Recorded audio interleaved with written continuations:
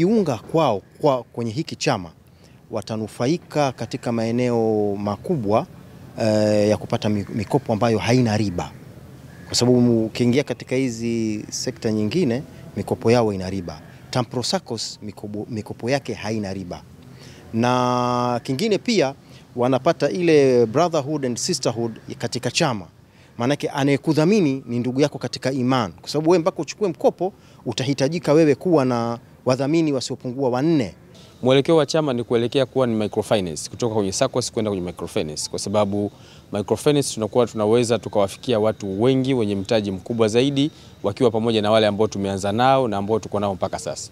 Kwa hiyo naweza nikasema kwa uchache mwelekeo ni huo wa Tampro SACCOS. Toka nimejua hiki chama na nimejiunga, kwa kweli mikopo yangu ya biashara, labda shida za nyumbani, kujenga, kufanya nini, nachukua mikopo na inanisaidia sana, ambayo haina riba.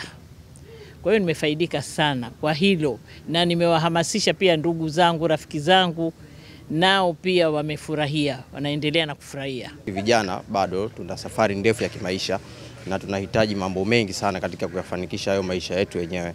Sasa Tampro SACCOS wenyewe wameturahisishia mfumo mzima wa maisha, kwa sababu ni chama cha kukopa na kuwekeza bila ya riba, na kitu riba kwetu sisi Waislamu ni kitu ambacho kimekatazwa kabisa.